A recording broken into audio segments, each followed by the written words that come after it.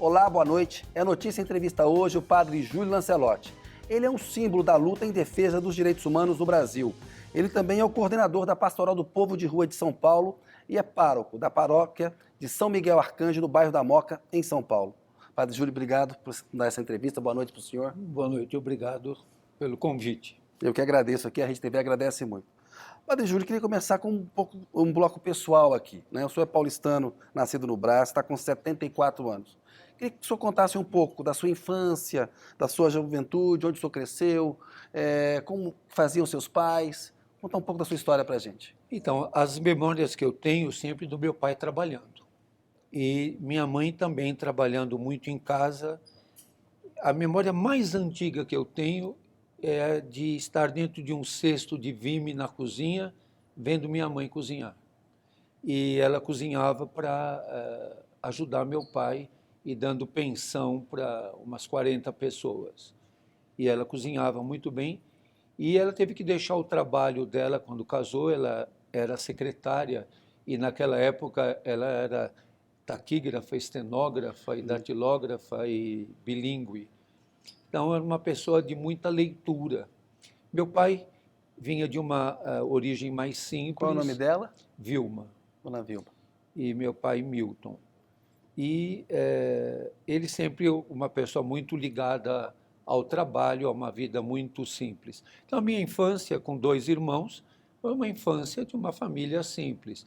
Tenho até bem gravado na memória que no lugar que nós morávamos, no Tatuapé, era uma praça de terra, hoje é diferente, mas uns vizinhos da parte asfaltada no Natal ganhavam presentes muito bonitos, com controle remoto, coisas daquela época.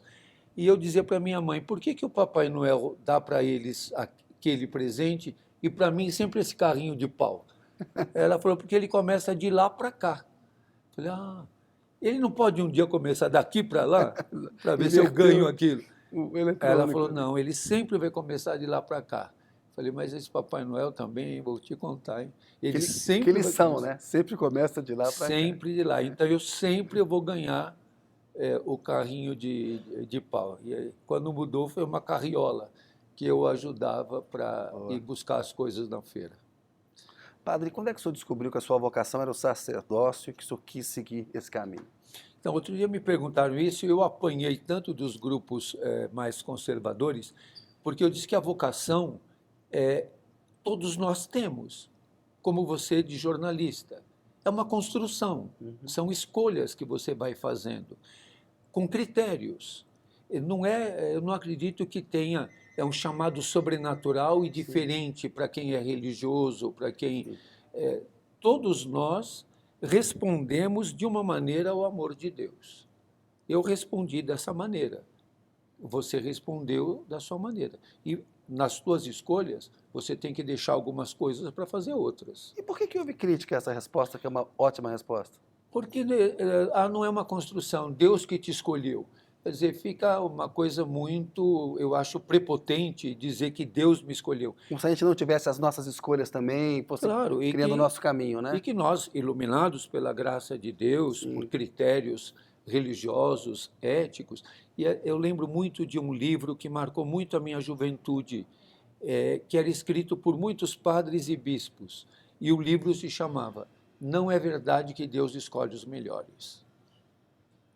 Porque senão fica parecendo, e acho que isso leva ao clericalismo. Sim. Não, foi Deus que me escolheu, eu sou um escolhido de Deus.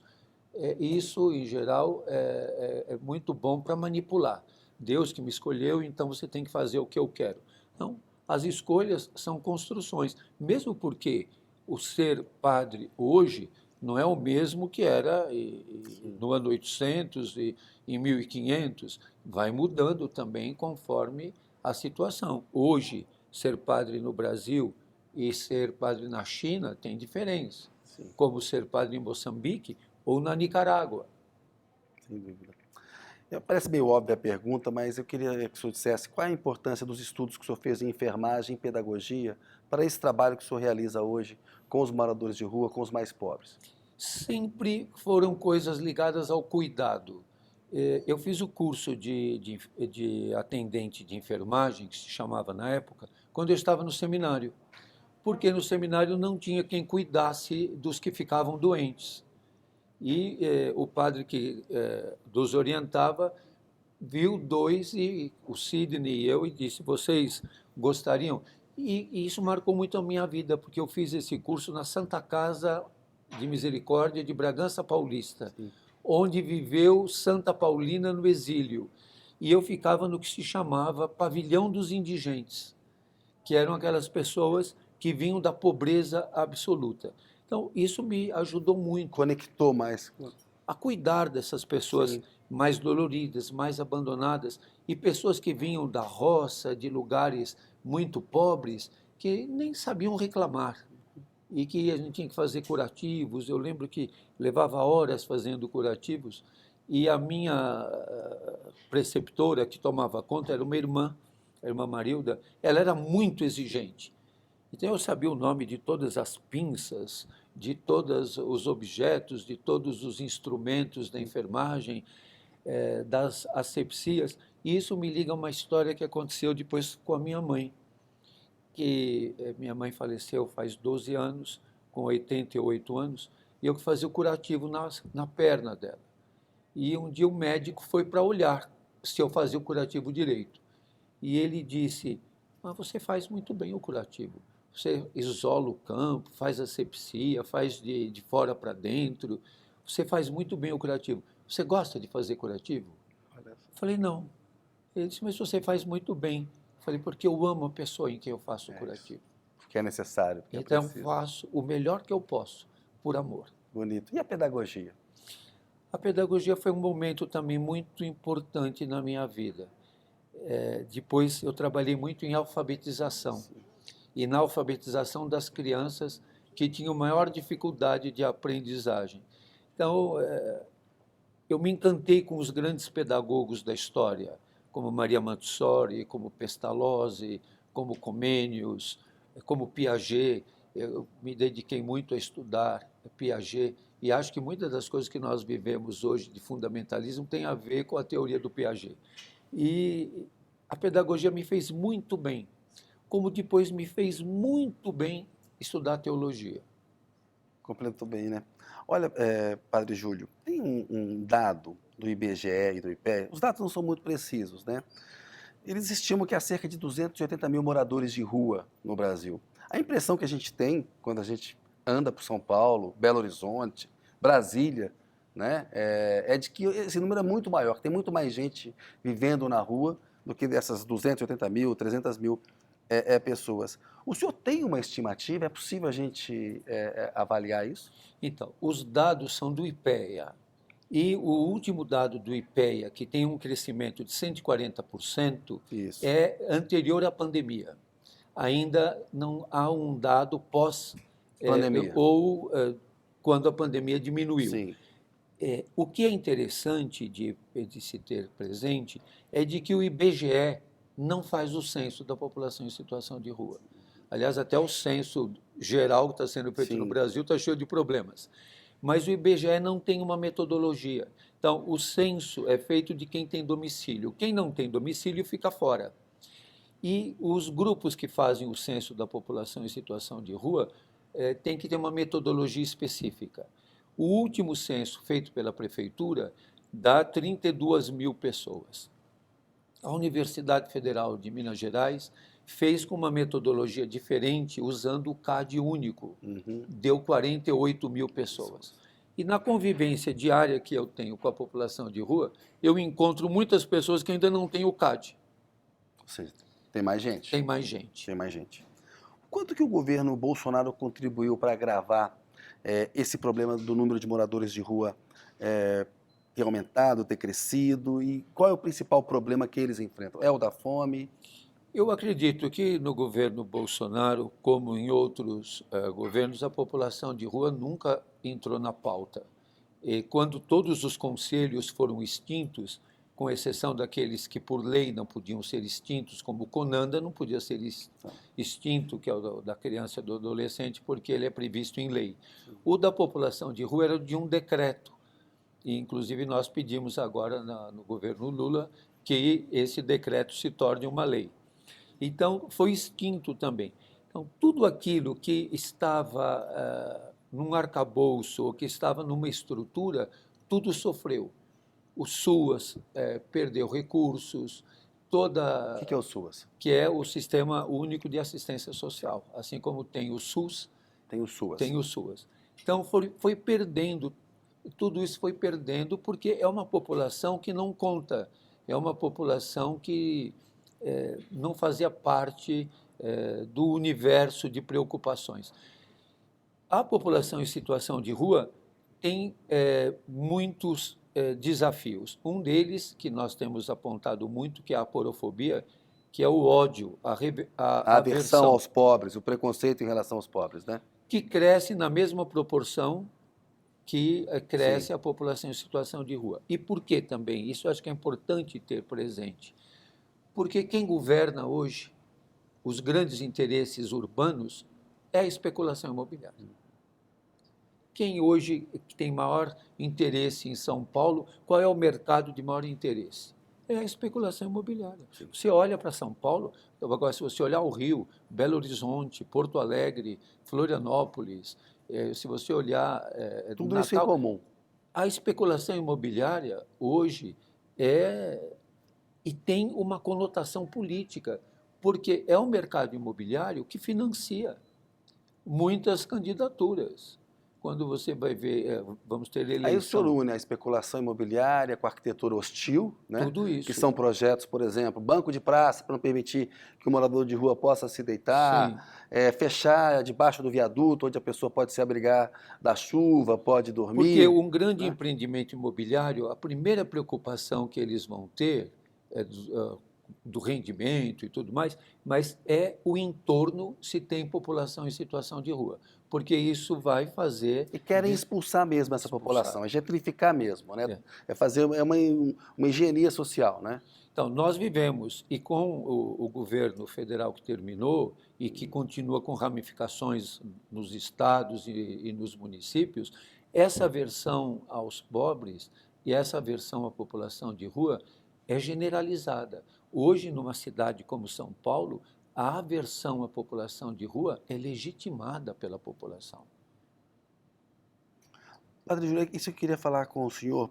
Não vamos chegar lá, porque a gente ouve muito, né?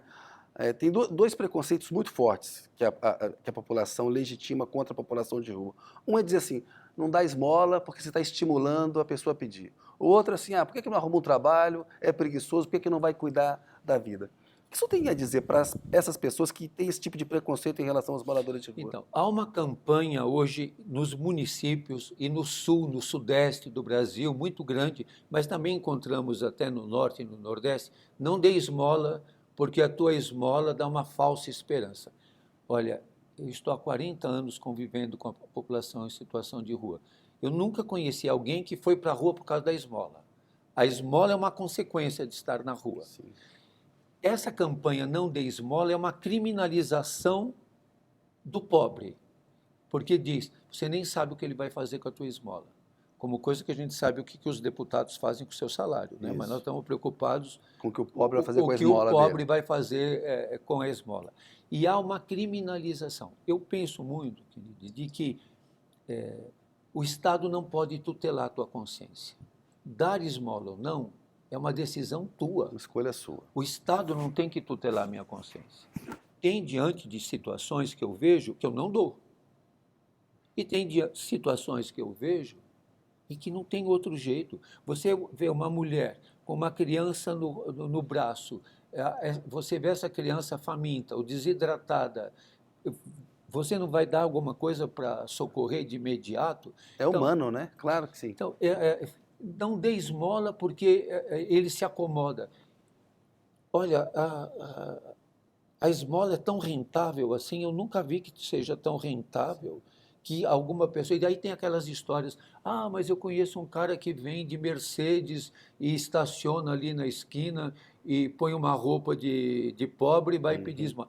Isso são histórias Isso que é se fake contam. news, é mentira. Porque ficar nesse sol que temos tido em São Paulo, nesse calor, Sim. horas, a maior parte das pessoas hostilizando, com sede, sem ter como se hidratar e achar que esmola resolve. E aí eu queria concluir isso com uma coisa que é um pouco, pode parecer um pouco radical. Quem dá esmola é o poder público. Porque se você for ver o orçamento da saúde, o orçamento da assistência social, alguns têm rubrica, outros não têm, é cada vez menor. Sim. E houve uma queda nos últimos anos. Houve uma queda. Então, Sim. a esmola está em sonegar casa, em sonegar posto de trabalho. É a luta de colocar o pobre no orçamento, porque são os interesses em Brasília. Eu moro lá, a gente vê os mais poderosos, os mais ricos, têm um poder de pressão muito maior dentro do Congresso e no próprio Executivo. É uma luta desigual, né? E como é que essas pessoas mais pobres estão representadas? Aonde? Isso. Aonde que tem representações? É uma raridade, eu até quero citar o nome sem demérito a ninguém, mas ter uma deputada federal como a Érica Hilton é uma raridade, Sim. é uma raridade. Ou como a de Belo Horizonte, que agora também foi, acho que Duda. a Duda. Então, é uma raridade termos pessoas que representam os pobres. Você viu agora essa vereadora de São Miguel do Oeste que denunciou que estavam fazendo sinais neonazistas e ela que foi caçada. Não, esse é um grave problema no Brasil que a gente tem mesmo. Esse embate com essa ultradireita que menospreza os pobres. Queria qualificar aqui mais, para entender com quem tem uma experiência de 4 décadas, né, no tema, quais são as principais causas, Padre Júlio, que levam uma pessoa à situação de morador de rua? Hoje eu uso sempre para responder essa questão uma fala do Papa Francisco, que acho que hoje, por incrível que pareça, o Papa Francisco é o que está mais à esquerda até das esquerdas. O Papa Francisco coloca na exortação apostólica Evangelii Gaudium de que a lógica do capitalismo neoliberal é o descarte. E enquanto esse sistema não muda, o descarte não diminui. Você vê, quando a gente As pessoas fala estão na ponta do sistema ali, no descarte. de excluído, o sistema inventou políticas de inclusão. Na verdade, as políticas chamadas públicas no sistema capitalista neoliberal, elas são de manutenção da miséria. Então, é preciso de que essa concentração, esse individualismo, até esse estado mínimo, seja revisto na medida em que é preciso garantir água. Políticas públicas, né? É preciso garantir teto, aquilo que o Moradia, Papa sim. Francisco diz, terra, trabalho e teto.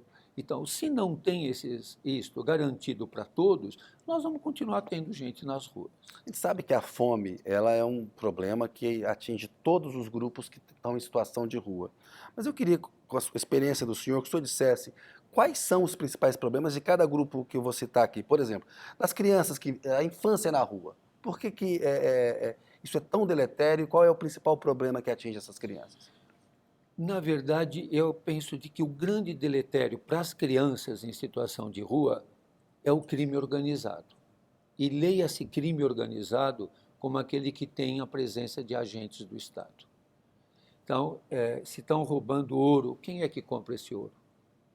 Quem é que compra o celular roubado? Aonde é que está esse mercado? Se ninguém comprasse, tudo isso é um negócio. Alguém ganha em cima disso. E aí as crianças, os adolescentes são o grupo mais visado. São o os mais recrutamento para isso. Também para serem punidos, para serem tratados com crueldade, Sim. mas muito manipulados. É interessante de que quando nós estudamos muito a questão das crianças em situação de rua, eles têm uma faixa etária específica, porque é uma faixa etária de muita agilidade física. Quando eles ficam adolescentes, eles perdem a agilidade física. Eles têm um tempo de agilidade física, é como na ginástica olímpica. Tem uma idade. Passou daquela idade, não dá mais para ser ginasta olímpica. Porque essa criançada em situação de rua de 8, 9, 10 anos, ninguém os controla, ninguém os domina. Eles fogem e fazem piruetas, escapam de todo lugar. Então, por isso eles são muito utilizados, porque eles são muito ousados, muito ágeis, e os de 16, 17 anos, com o próprio crescimento, eles perdem essa agilidade. E os que querem explorar, isso, e o que eu chamo de crime organizado, hoje, por exemplo, os garotos que estão pelo centro da cidade, eles sabem exatamente quem é que compra o celular. E se eu falo, eu ganho mais um processo. Então, olha, São Paulo, eu não sei se você sabe disso, tem mais de 1 milhão de câmeras. Sim. Não é tão difícil, né? Descobrir se... Não é difícil, porque eles sabem, eles estão vendo pelas câmeras. Sim. É porque vai chegar aonde eles não queriam. Eu tenho dito isso Que são aos o quê? São pessoas de maior poder econômico, rico, políticos envolvidos nisso. policiais. Eu falei outro dia ao governo do Estado, vocês atacam os efeitos e não vão nas causas. Não adianta só dar antitérmico para quem está com febre. Tem que fazer um exame de sangue para ver se você tem uma infecção. Sim. Então não adianta só pegar um menino que puxa o celular ou que está de bicicleta e vai dar o tapa e pega o celular. Você tem que ver, ele faz parte de uma cadeia e isso vai chegar aonde? Quem é que ganha com isso? Por exemplo, aqui em São Paulo, a polícia não sabe da Feira do Rolo na Praça da Sé? Só eu que sei. Um dia, uns policiais militares na cabine da Praça da Sé falaram para mim, você está vendo eles sentados lá? Você pensa que eles são esses anjinhos? Eles ficam o dia inteiro sentados lá, a gente o dia inteiro vê o que eles fazem. Eu falei, você sabia também que eles ficam o dia inteiro lá vendo o que vocês fazem aqui dentro da cabine? Exato.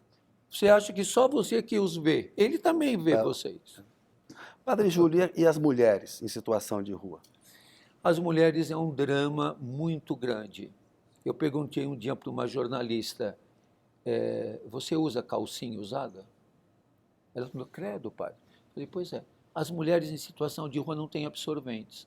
O governo do estado de São Paulo acabou de vetar a garantir a segurança íntima, a segurança menstrual, garantindo absorvente higiênico para as mulheres em situação de rua. É um absurdo. É dramático. Elas estão menstruadas e não têm nem água para se higienizar, e nem um absorvente higiênico, e nem uma calcinha limpa e nova para usar.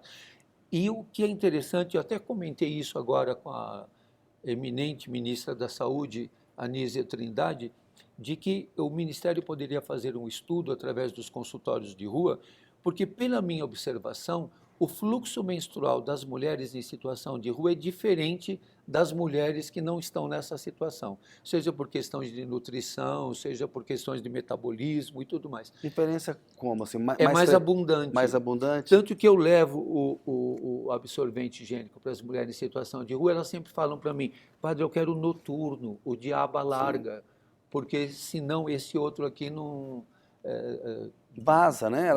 Exatamente. Né? Não se higieniza. Então, você tem que levar em conta a situação dessas mulheres que são feridas, que são utilizadas, que são maltratadas, que não têm direito a ter um absorvente, a uma calcinha, a amamentar seu filho com dignidade. E aí, o drama das mulheres trans. Isso, era uma outra coisa que eu ia perguntar para o senhor, é o drama da população LGBTQIA+. Que é o que mais cresce na rua. É que mais cresce. É o que mais cresce. Por quê? Pela rejeição das igrejas e das famílias. Falei esses dias com um grupo religioso do Ceará, falei, vocês sabem quantas mulheres trans do Ceará tem aqui? Todas machucadas, feridas, todas destruídas, que tiveram que fugir, que o silicone que elas usaram é industrial e foi parar no pé. Aí eu digo, como padre, o que eu vou dizer para essas pessoas? Eu digo para elas, Deus as ama, vocês são filhas de Deus. E Deus não quer a dor e o sofrimento de vocês. E cresce o número de homens trans também na rua, que vivem também uma situação difícil. As mulheres trans têm os corpos retalhados de ferimentos causados pela polícia, por outras pessoas em situação de rua, por exploração sexual. Então, é dramático a situação dessas pessoas. E as igrejas não podem ser insensíveis a isso, nem a sociedade como um todo. E os homens? Os homens, eles acabam se defendendo melhor, mas é o grupo mais numeroso, E aí, entre os homens estão os mais idosos, o número de jovens que aumentou muito agora durante a pandemia, por não encontrarem trabalho, pela inadimplência, por terem que sair do grupo familiar, porque o grupo familiar não sustenta. Mas são pessoas extremamente marcadas pela solidão, marcadas pela rejeição. É interessante, até vou fazer aqui um avant-première, que ninguém sabe disso. A editora Companhia das Letrinhas vai lançar, a nosso pedido, 2 livros infantis sobre a aporofobia. E um deles se chama Os Pombos. E ele é como um livro infantil com muitas ilustrações. E eles me mandaram os bonecos dos livros, que eu vou fazer o prefácio, o pós-fácio, e eu fui mostrar para ver com os moradores de rua se eles se identificam. As primeiras 5 páginas não tem escrito, só tem os pombos. Na terceira página eles dizem, somos nós. Eles se identificam rapidamente quando eles percebem a solidão, o abandono, o medo. Você sabe que, por causa da aporofobia, nós aprovamos a lei contra a intervenção hostil na arquitetura. Isso. Mas do senador Fabiano Contarato. Isso. E a lei leva o nome do padre Júlio Lancelotti. E o veto foi derrubado em tempo recorde por uma série de arranjos. O então presidente Jair Bolsonaro vetou, o Congresso derrubou. Em 2 dias. Em 2 dias. Que era um momento específico, mas teve que ser promulgada a lei. Mas eu faço essa experiência de ir com pessoas em situação de rua em restaurante ou em shopping. É impressionante. Outro dia nós fomos numa sorveteria. Eu até acho que exagerei, porque nós fomos numa sorveteria na Oscar Freire. É incrível, quando nós entramos, todos saíram e abandonaram o sorvete. E aí eles, quando terminaram, nós éramos uns 4, 5, eles foram para um deck que tem ali na calçada, e os que tinham saído da sorveteria estavam todos no deck, aí voltaram todos para a sorveteria. Então, essa um apartheid social mesmo, né? Um apartamento, né? Esse apartheid é violento, é cáustico, e ele atinge muito fortemente a subjetividade dessas pessoas. Padre Júlio, qual que é a expectativa do senhor em relação ao governo Lula, ao presidente Lula, que tem dito que quer colocar os pobres no orçamento, tem demonstrado uma maior preocupação social? Como que ele pode ajudar? Que políticas públicas o governo federal pode adotar para combater essa grave questão social dos moradores de rua? Esperamos do governo Lula que o decreto que ele construiu sobre a política pública nacional se torne uma lei. Esse decreto foi construído a partir das visitas que o presidente Lula, durante 8 anos, fez no Natal aqui à população de rua em São Paulo. Foram 8 anos. Que é o Natal tradicional dele, que ele sempre faz, né? Vem junto, e nós tivemos aí toda uma política do BNDES para os catadores, para a reciclagem, e ele voltou agora a estabelecer todos esses programas com os catadores e com a população em situação de rua, principalmente voltado à habitação, à questão da saúde com os consultórios de rua, a questão também das cozinhas solidárias. Então, são várias coisas que estão sendo colocadas para retomar uma ação que uma coisa principal nesse momento, que toda a população em situação de rua tem o CAD único. Sim. Porque, você veja, durante o início da pandemia, quando saiu o auxílio emergencial, quem ia fazer o auxílio emergencial para os moradores de rua? Tinha que ter SMS.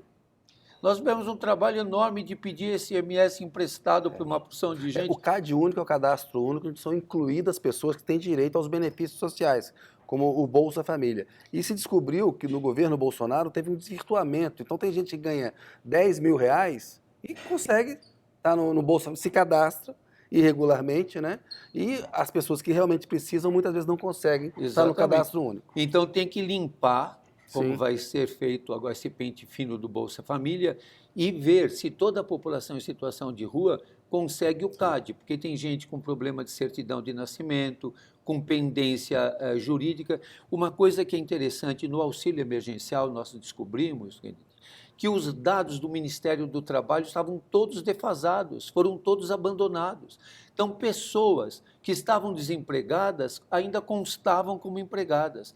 E pessoas que já não estavam mais no sistema penitenciário constavam como encarceradas. Então, tem muito benefício bloqueado também, que propositadamente foi bloqueado. Sim. E tem muitos dados que estão represados.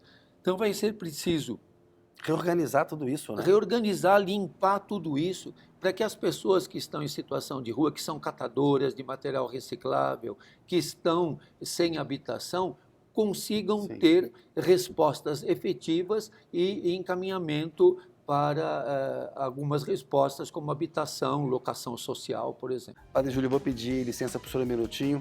A notícia volta daqui a pouco. A notícia está de volta com o padre Júlio Lancelotti. Padre Júlio, queria falar com o senhor sobre as operações na Cracolândia. Na época do Fernando Haddad, quando prefeito, houve a Operação Braços Abertos.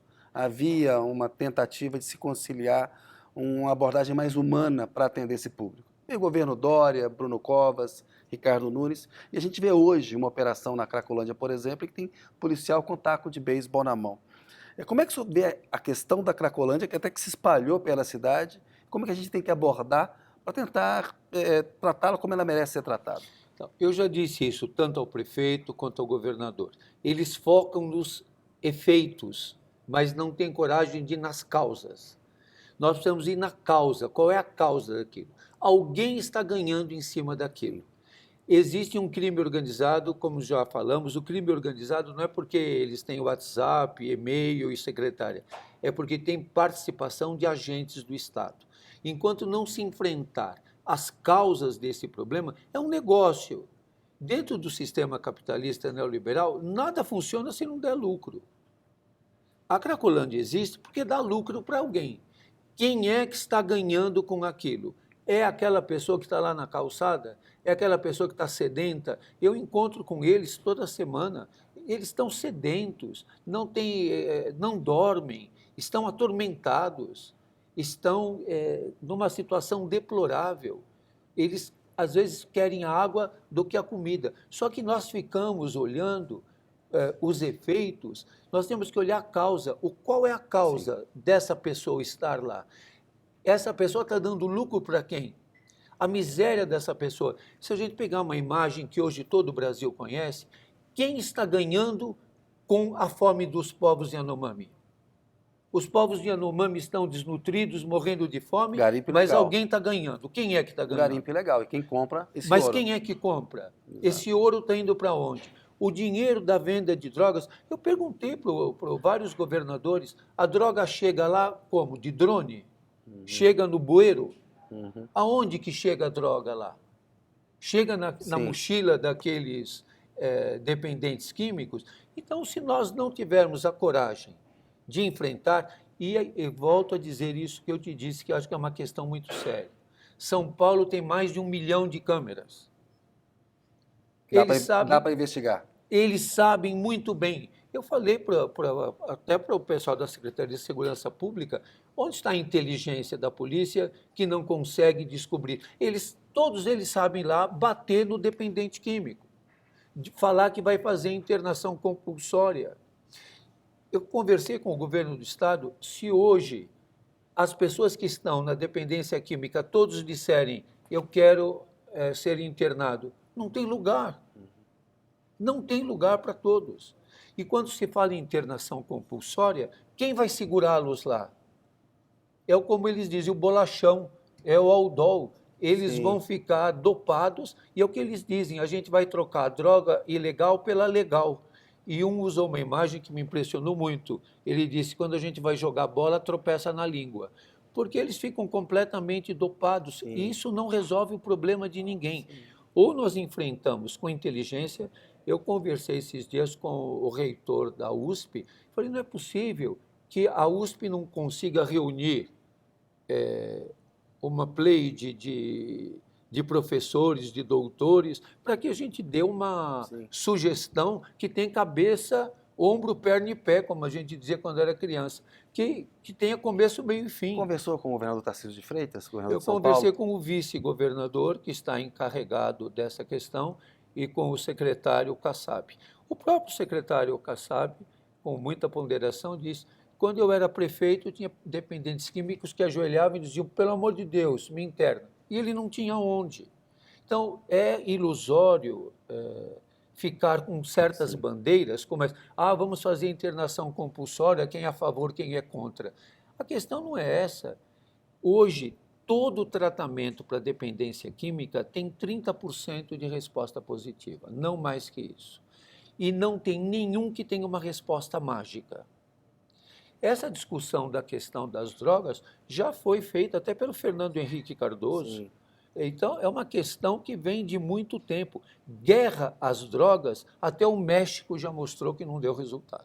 Então, mudando a abordagem no mundo, né? A gente vê exemplos em vários países. Um assunto que eu queria abordar com o senhor é essa operação de retirada de vendedores ambulantes, né? Atacando, desmontando barracas no centro de São Paulo. Qual que é o efeito disso? A razão de se fazer isso? Olha, essa questão é uma questão bastante complexa. Nós temos falado muito e entramos, inclusive, o deputado federal Guilherme Boulos e eu entramos com uma ação na Justiça hoje, na Hoje, questão quinta-feira, contra o prefeito, contra a prefeitura, contra a Prefeitura, prefeitura de São por Paulo. causa da retirada das barracas das pessoas em situação de rua. Porque dizer que há lugar para todas essas pessoas é uma mentira, é um fake news. Não há lugar. E nós temos possibilidades de resposta. Uma resposta é a alocação social. A alocação social não dá o direito de propriedade, mas dá o direito de morar. Então, nós não temos resposta para tudo, mas nós temos resposta para diminuir a população em situação de rua em 50%. Só a Missão Belém, que não recebe um centavo do poder público e é mantida Explica o que é a somente Missão pela Belém. Igreja. A Missão Belém é uma instituição da Igreja Católica, do Padre Jean Pietro, que eles chamam família para quem não tem família, náufragos cuidando de náufragos. Com 2.200 pessoas acolhidas, que vieram, a maioria da Cracolândia. É uma resposta, não é a única e nem absoluta, mas é uma resposta. Dizer que nós não fazemos nada nesse sentido, olha, mais de 2.200 neste dia, hoje, acolhidos, alimentados, cuidados, com tratamento de saúde, voltando a reorganizar a sua vida. Então, é preciso ter coragem de enfrentar o problema do jeito que ele é e conviver com as pessoas sem desumanizar a vida. Padre Júlio, estamos chegando aqui no final do programa. Eu queria falar um pouco com o senhor sobre a Igreja Católica e uma desconexão de parte dela com os mais pobres. A gente tem visto um avanço evangélico no Brasil. Parte desse avanço evangélico é de igrejas e de pastores bastante conservadores, com conexões com a ultradireita, com o bolsonarismo. O senhor, como um padre católico, que autocrítica ou que crítica deve ser feita à forma como a Igreja Católica se conecta com os mais pobres no Brasil? Então, a conexão da Igreja Católica com os pobres é uma questão fundamental.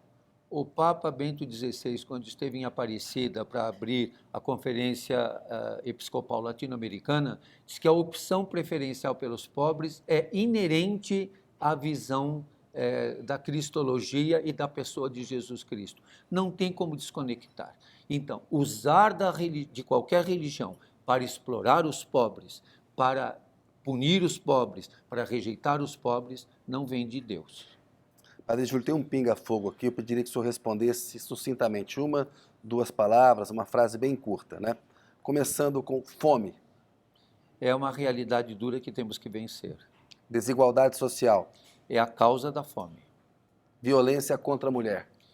É um mal de uma sociedade machista como a nossa. Dom Helder Câmara. Um santo.